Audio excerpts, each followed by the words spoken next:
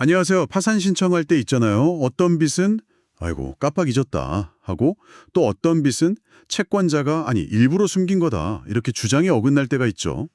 오늘은 여러분이 공유해 주신 그 영상 파산 관제인 TV 홍연필 변호사님 채널에 면책 누락 채권에 대한 판사의 판단 구조 이걸 보면서요. 이 문제를 좀 깊이 파고들어 볼까 합니다.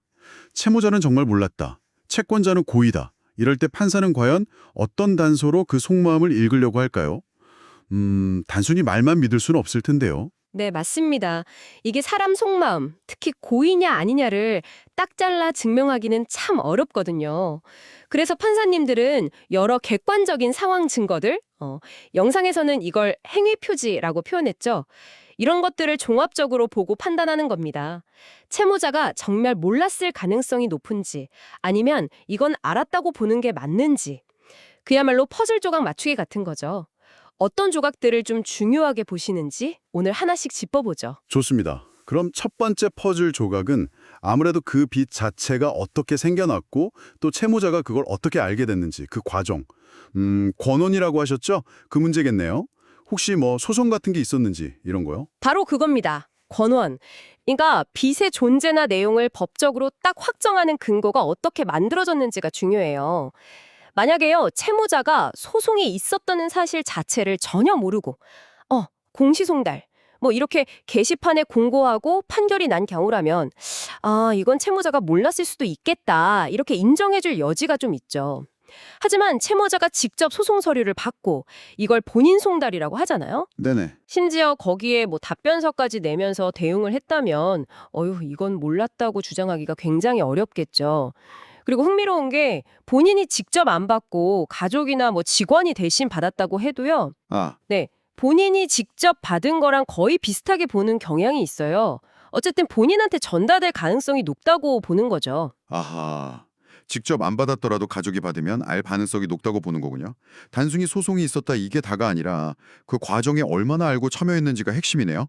그럼 판결이 나고 나서 채권자가 실제로 돈을 받으려고 어떤 조치를 했는지 그 집행이라고 하죠.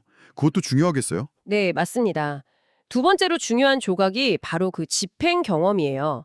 판결 후에 채권자가 채무자 급여나 예금을 압류하고 거기서 돈을 가져가는 거 있잖아요. 압류 및 추심 명령? 네네. 이런 강제 집행을 했다면 관련 통지가 채무자 본인한테 가거나 아니면 회사 같은 제3 채무자한테 가거든요. 이러면 뭐 몰랐다고 보기는 진짜 어렵습니다. 직장에 알려지는 경우도 많고요. 그렇죠. 월급이 압류됐는데 모를 수가 없겠네요. 그렇죠.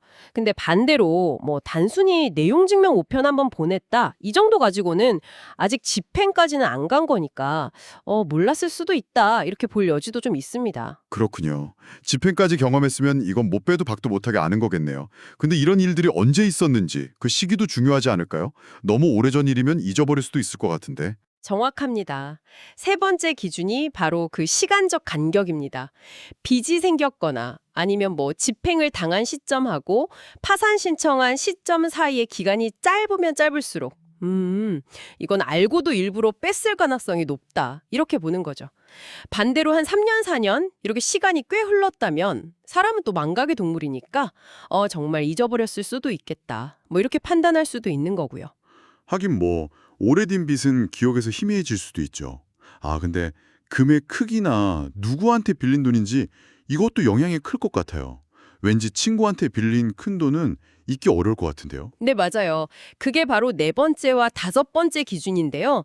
채권 금액의 비중하고 채권자와의 관계입니다.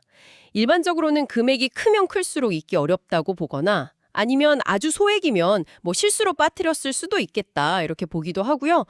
영상에서도 뭐 몇백만 원에서 천만 원대 채권 누락 사례가 많다고 하잖아요. 네, 맞아요. 또 채권자가 은행 같은 금융기관이 아니라 친구, 동료, 뭐 친척같이 가까운 지인일 경우 있잖아요. 네.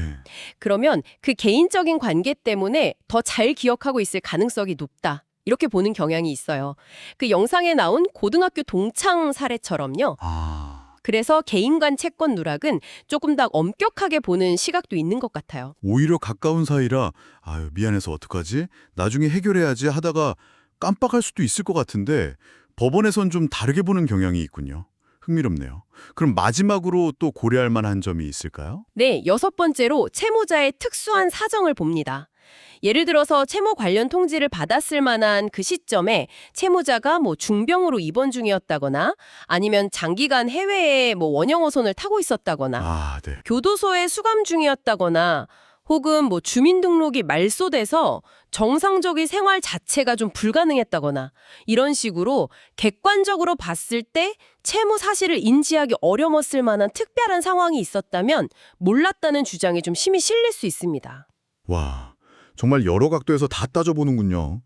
결국 판사님은 채무자 말만 딱 듣는 게 아니라 빚이 어떻게 시작됐고 통지는 받았는지 집행은 당했는지 또 언제 일인지 금액은 얼마인지 누구한테 빌린 건지 그리고 채무자 개인의 특별한 사정은 없었는지 이 모든 퍼즐 조각을 다 맞춰보면서 고의성이라는 그림을 완성해 나가는 거네요. 네, 그렇습니다. 이 모든 요소들을 정말 저울질해서 판사님이 최종 판단을 내리시는 거죠. 근데 여기서 한 가지 좀 더 생각해 볼 지점이 있는 것 같아요. 물론 고의로 채권자를 빼고 면책받으려는 건 당연히 막아야겠죠.